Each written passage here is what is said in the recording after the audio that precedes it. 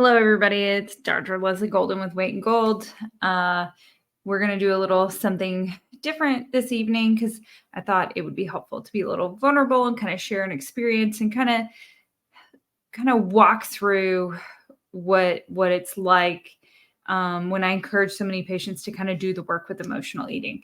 So before I forget and before we move forward and get too far, please follow, like, subscribe, because this should be really helpful, a really helpful exercise.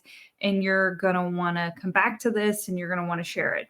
So many people that I work with often don't realize what emotional eating actually is, and even myself included. I've struggled with emotional eating for most of my life.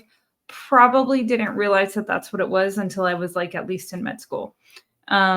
So because so many of us, I think that emotional eating is just that classic, like someone's broken up with their boyfriend or girlfriend, they're eating Ben and Jerry's, like crying into this container of ice cream, and that's what it is. Not realizing like emotional eating can be just snacking on pretzels while you're studying or working through stress at work. You don't realize that's what you're doing, but you're essentially like soothing and working yourself through an activity that you really don't want to do. And it makes it just that much more bearable, right? Or like I've talked in the past, like on my Facebook page, about procrastinating, where there may be a task, like for me as a physician, notes, love taking care of patients. I really don't want to document that stuff at the level of detail they require because I want to spend my time taking care of patients. So it is not unusual to have all these notes to do later that I have to really put some detail and effort into. And so when I'm not necessarily in the mood to do that, which is most of the time, it is not uncommon for me to be like, I need snacks, right? And we use eating and snacking to procrastinate, or things like pre-eating. There's all kinds of different ways that we may use eating to emotionally soothe us, delay discomfort, etc. So we also emotionally to celebrate, to reward ourselves, right?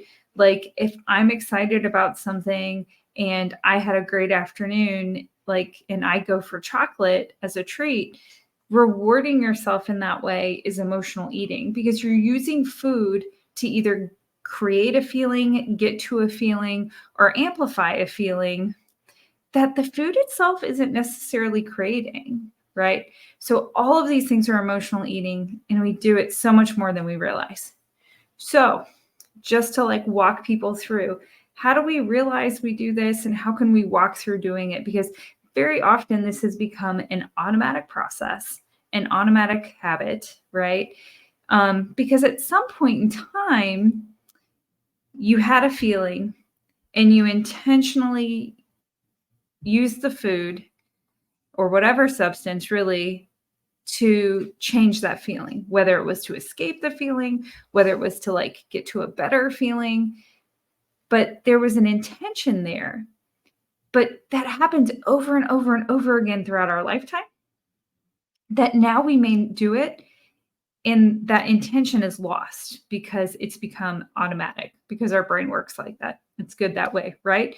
So if you can imagine, like years ago, I probably at some point was like, gosh, I'm really stressed and overwhelmed. Chocolate makes me feel better. I'm going to go and eat the chocolate. And now I don't feel all that stress. Well, the problem with that is, half an hour later, 45 minutes later, whatever is causing me to be stressed is probably still there because now I really haven't dealt with it because now I'm just like covering it up with all the chocolate and stuff. But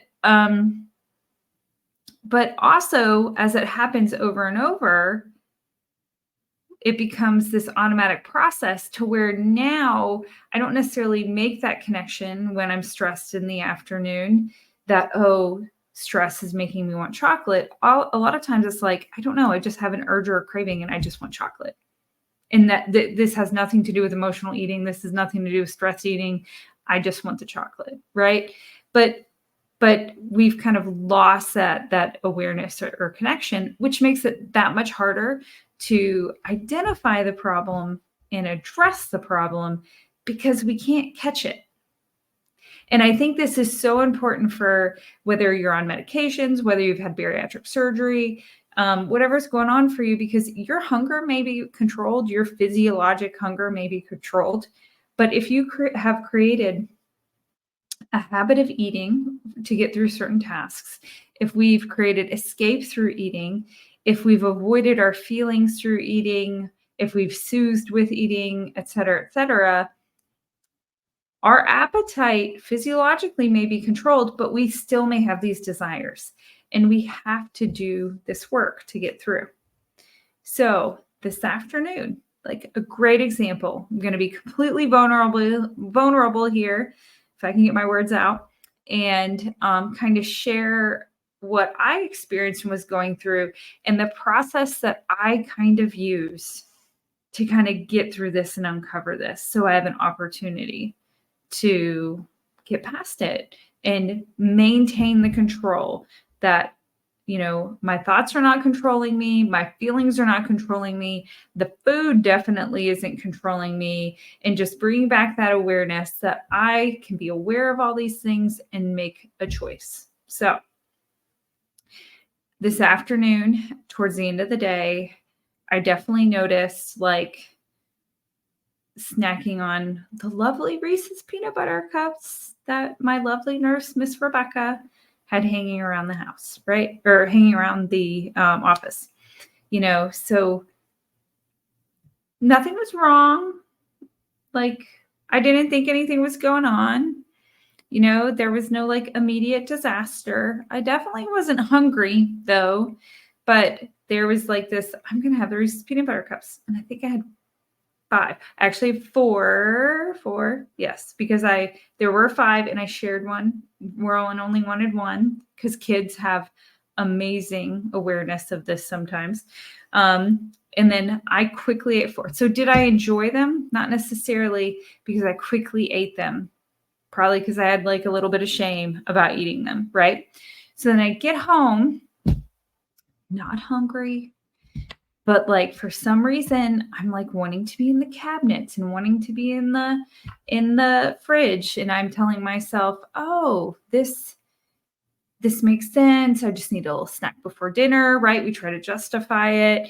And then I have a little bit of protein snack and a little bit of cheese and then have dinner.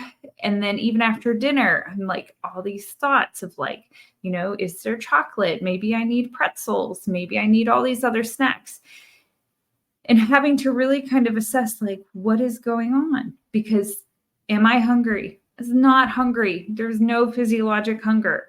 But these constant thoughts for wanting food kept showing up and were there, right? And as I work through and think about it, I couldn't really place, was there a struggle? Was I frustrated? Was I overwhelmed? It felt like there wasn't really anything. Although when I took a minute to really try to feel what was going on in my body and I said no to the food, it's okay, you got to stop. You're not hungry. You don't need any food. And give myself a minute to sit and wait for what was actually going on. And that can be really uncomfortable. And as I did that, I could notice there's a lot of fast feelings going on, a lot of restlessness and a lot of thoughts. And really what was actually going on in my head, I would have told you was nothing, but truly what was going on in my head was this running list of all the things I felt like I needed to get done, or what I did get done that day and what maybe I shouldn't have done. And there was that email I got to send out, and I got to get ready to travel, and have I picked out my outfit, and I gotta prep for breakfast, and the trash has to go out tomorrow, and the dogs haven't been walked yet, and I have 2 notes from the end of the day that I gotta get signed, and I forgot to call the vet back, and how do I remember that? So really what was going on in my head, I would have sworn to you, was nothing. But in the very back of my mind, there was this running list and commentary of like all the things I haven't gotten done and all the things I need to do. And it's creating all kinds of like overwhelm and stress and that physical experience that I wasn't really consciously aware of. So, and then along with that comes with all the judgment, right? There's all these thoughts coming behind that of like, see, you're a bad dog parent. They haven't been walked yet. And it was a beautiful day. And oh, you didn't walk and take a break during work like you said you were. You're never going to get that done. Right. So all of these things that I would have said that I wasn't emotional eating, there wasn't anything wrong driving me to want to eat. But as I sit back and really allow myself to experience what I'm feeling and pay attention to it, it can all start to come forward. So what do I do, right? Because really, my brain was trying to protect me and be like, this is how we deal with these things. If we go and get more of the snackies, we don't have to think about any of this. But that doesn't actually really help. It doesn't fix the underlying problem. So since I was feeling all of this restlessness, even though it was getting dark, I leashed up the dogs and put their harnesses on and just went for a walk and gave me a moment to clear my head, get that energy out, work through those thoughts, actually experiencing those feelings, try to like talk myself through, okay, this is what I got done today, and that's going to be good enough. This is what I really need to get done tonight, and the rest of it can wait till tomorrow. And nothing's really gone wrong, and I can slow down the panic, and I can take a deep breath, and I can let all of this go. But more than anything, I can come up with a plan and also realize that like chocolate and pretzels and everything else are not going to actually help me fix all of these thoughts that I was having that was creating a lot of like overwhelm and stress and tension in my body, which is what I was feeling, that I was trying to cover up and not experience with this food. And I would have never thought before that that's actually what was going on. But it's only when I can really dissect and figure out that problem and what the underlying issue really is that then I can address it. And then I can make those urges and cravings go away. Because now that I've walked the dogs and I've thought through that and I've realized what's really going on, I can tell myself, what did I do? I came back. Well, I walked the dogs, got that done, check. Came back, set a reminder for me to call the vet in the morning.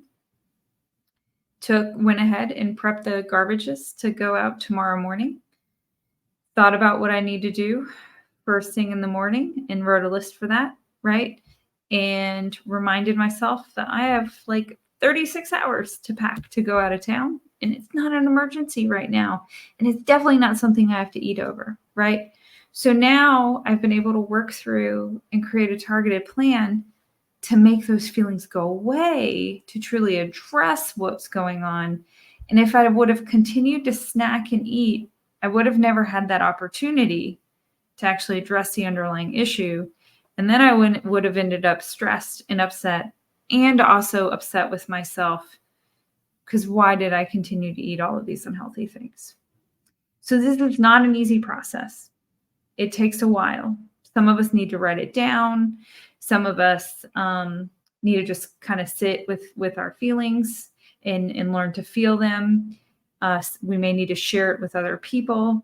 But I encourage you to just take that first step of starting to ask yourself, anytime afterwards you have like an emotional eat, or you ate when you didn't intended to take a minute, give yourself this opportunity to work through it. Ask yourself why, ask yourself what's going on, really be curious and be willing to break it down and discover the true problem that's going on behind it. Because only then do you get the opportunity to figure out what the real answer is. And I can assure you that most of the time it is not chocolate or whatever your food of choice is. So I hope this has been helpful. Can't wait to continue to work through some of these things. Try this out, share it, tell me if it's working for you. It will take more than once, but you can do this. I'm rooting for you. And if you need more help, please come and see us at Weight and Gold. We are more than happy to help you. This is what we live for. This is what we do. And we can't wait to see what you're able to accomplish.